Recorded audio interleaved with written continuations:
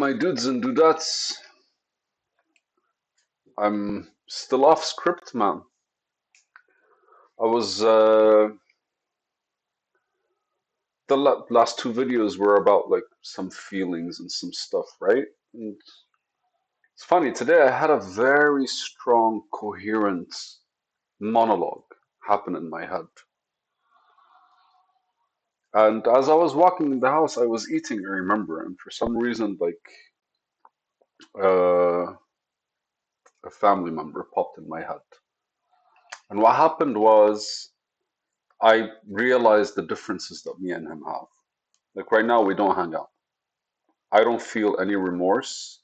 I'm not really like upset, but we don't really hang out. It's kind of the same with everyone, right? And I was debating with myself if it's like something that am I being arrogant? Am I being aggressive? Am I being an asshole? We always debate these things. But then a beautiful monologue kind of hit my head. And it was a one-on-one conversation, as if I'm actually like looking at the person. And let me describe how I actually like I'm reflecting on it. I'm sure all of us have been in a situation where we prefer to not be in, or just not when we're pushed enough to talk, what we end up doing is elaborating on how we see things, which normally gets either misconstrued or whatever. So the simple form is just two people are standing together and one doesn't say anything until they can't hold it in anymore. For some reason, the other conversation is just getting to them. And it could be as simple as what they're saying is not the truth, or it could be as simple, like for example, family members. A lot of family members believe they're doing something, and according to them, they are. But like that doesn't have to be the case because like we tend to take each other for granted. I'm using family as an example, but that was like a direct monologue with that family member. So what happened was I actually, while I was talking, I was like, I called him something. I was like, uh,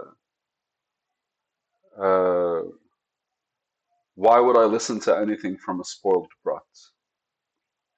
And then I saw myself holding myself in check, and I was like, but I was also that way.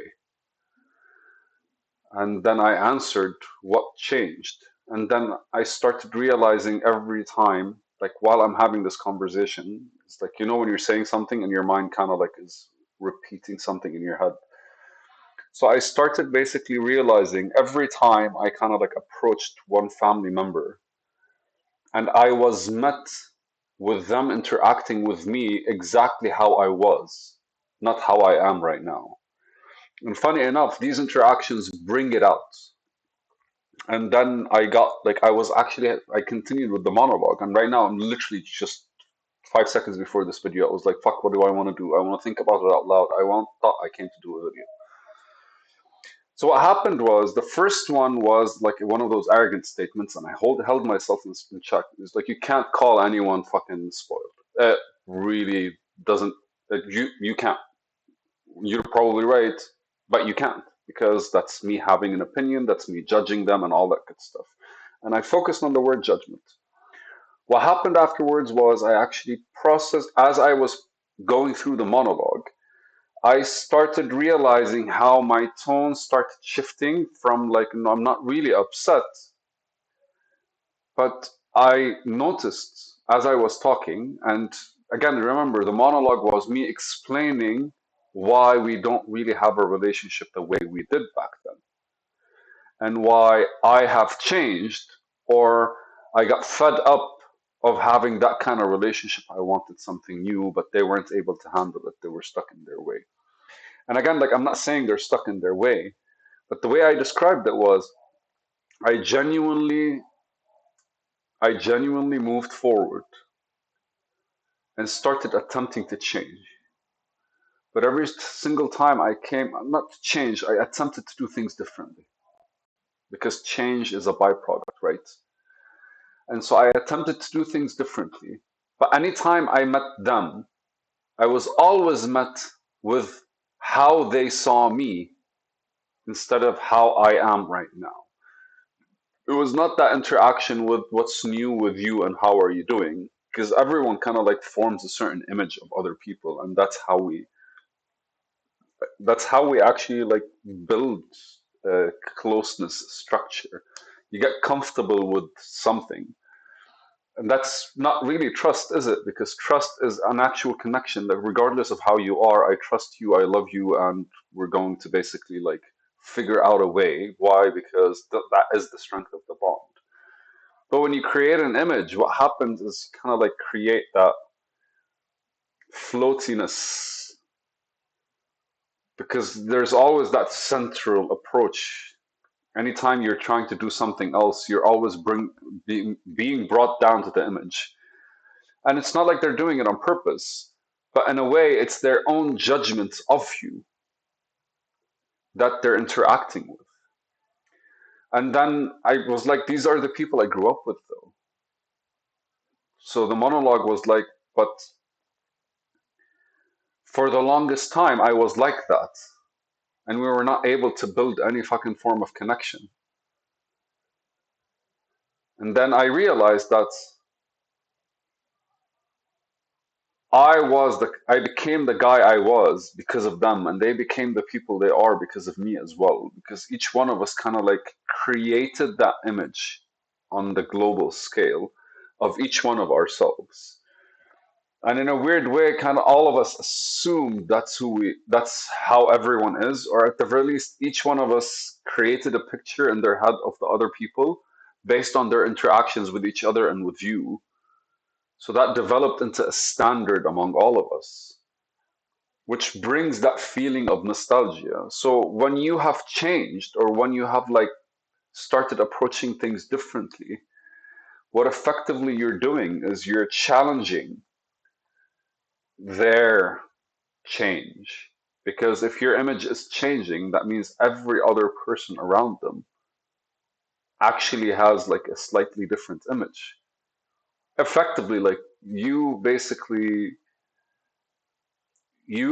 doing things differently and not no longer fitting in the image that they had of you, kind of like points from an egocentric standpoint at a very sad lapse of judgment,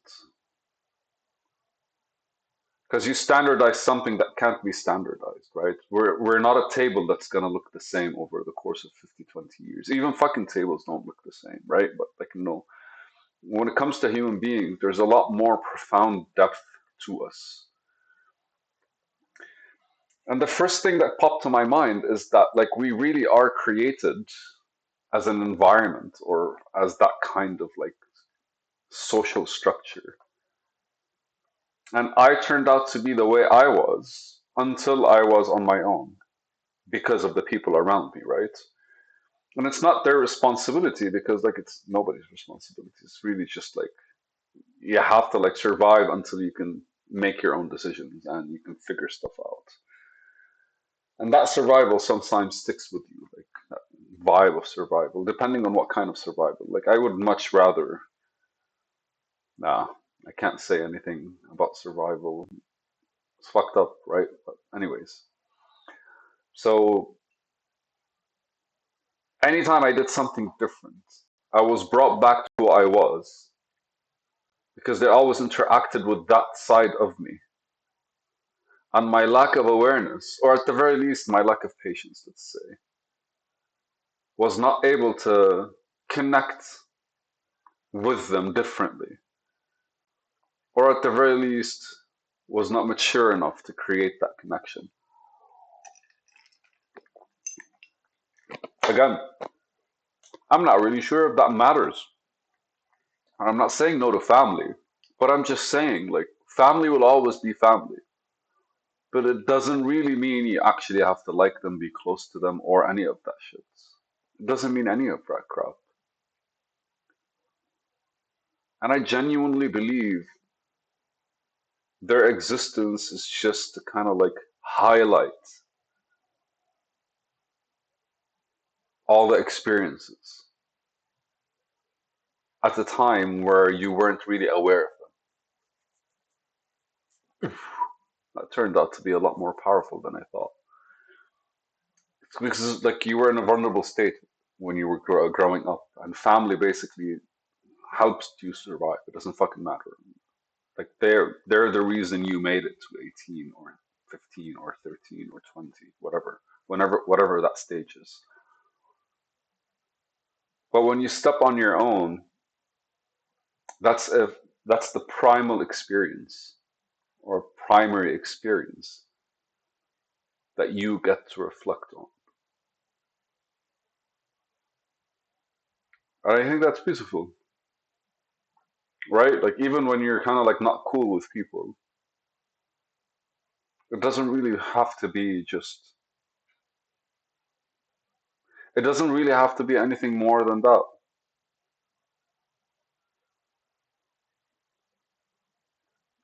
They're pointing at everything that you were or that you could not be anymore.